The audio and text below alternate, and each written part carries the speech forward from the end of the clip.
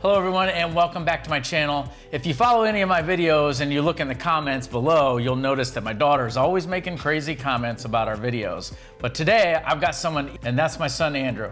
Andrew is a personal chef in Indianapolis, and today he's gonna help us make something really tasty with spirits involved. But before I get to that, Andrew, so often I get people to tell me, I don't like the taste of bourbon. And that's because a lot of times they try their first bourbon with a bourbon that has a high proof level, a lot of alcohol in it, and it has a big bite, and they're not used to that yet. This is one of the bottles. This is like $40. You can get this at Costco or any stores. It's Heaven Hill, and it tastes amazing. It's a very low proof content, and this is considered a wheated bourbon, so it tastes really great, and it's a great one to try out for your first time, or if you're into bourbon and you're starting to get into it and you don't have this one in your collection, it's definitely one that you'll need to have. But today we're gonna use a different type of bourbon, and this one has a little bit higher rye content. Andrew, tell us what we're doing today, something unique with our bourbon. Yeah, so right here we have a bourbon caramel sauce, utilizing the deep, rich flavors of a good bourbon, using this wild turkey. We have a great store-bought banana bread here, and then just some plain vanilla whipped cream. So yeah, we'll discuss more about the richness of the sauce and how it pairs with anything from desserts to apples to even a cup of coffee. Excellent. And I know this channel is all about spirits, but today we're gonna twist that a little bit and we're gonna add bourbon into a tasty treat today. So Andrew, 4 simple ingredients. Anybody can make this at home with any type of bourbon. Why don't you tell us how to do it? Yeah, let's get into it. All right, so I'm gonna start with about a quarter cup of butter here. I got the pan on a medium-low heat. I don't want the butter to burn too fast. Again, medium-low. Then I've got 1/3 of a cup of brown sugar here, packed brown sugar. Once your butter starts to brown a little bit, but not too much, go ahead and add that. And then we're gonna incorporate that into the butter.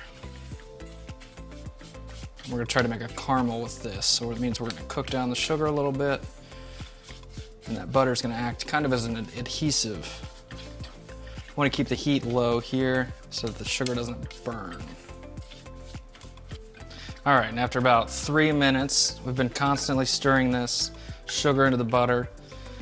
We wanna get all the granules out of that so it's nice and silky smooth. And you'll see that the butter and the sugar are almost one. They've almost homogenized together. So once we're at that point, and it's looking more of a syrupy now, we're gonna go ahead and add our bourbon. Today I've got about 2 ounces of Wild Turkey 101. I love a higher proof just because when we cook with everything else, that bourbon still has a chance to stick out and you still notice the characteristics of the bourbon.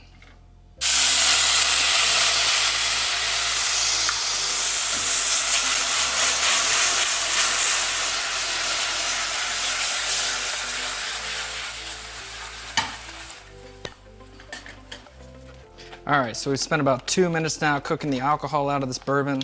That's just enough time to get the alcohol out, release it, but you still have all the flavor of the bourbon that's been, kind of created and still is now in this sauce without the bite that you might get from just sipping bourbon neat.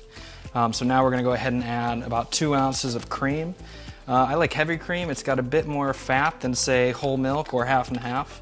And that's really gonna, add some richness to the sauce. And with the butter, it's just gonna make it nice and smooth. This is gonna be our last ingredient that we add. Super easy recipe here. But then we're gonna cook this for about 3 or 4 more minutes, and then we'll have our caramel sauce.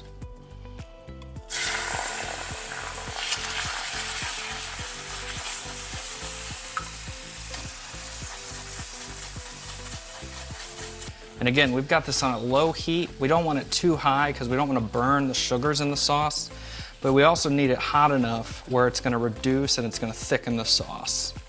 So if you're making this at home, if it bubbles too high or it feels too hot, just pull it off the stove for 15-30 seconds. And then when you're ready, when the sauce kind of calms down, go ahead and add it back. But again, you still need to cook this sauce a little bit. So it's not quite done. We've got about 2 minutes left. All right, so we've worked the cream in there, and this is just about done. Again, agitating it a little bit always smooths it out, kind of incorporates those ingredients together. But about, from start to finish, I'd say about 8 to 10 minutes, and you have a super rich bourbon caramel sauce. This is great on anything. Apples, you know, fresh fruit. If you're looking to have kind of a dinner party, it goes great. Heated up on desserts, pastries. My wife had a great idea. She put it in her coffee this morning. So it's super versatile, and it usually works best when it's hot. So 30 seconds in the microwave out of the fridge and you're good to go. All right, so we've got a delicious piece of store-bought banana bread here. We're gonna add a nice vanilla whipped cream right on the plate there. And then right over top, we've got our bourbon caramel sauce. Oh, this looks amazing. Right on top there, plenty to go around. Andrew, this looks so good. Cheers to food made better with bourbon. Oh yeah, that's good.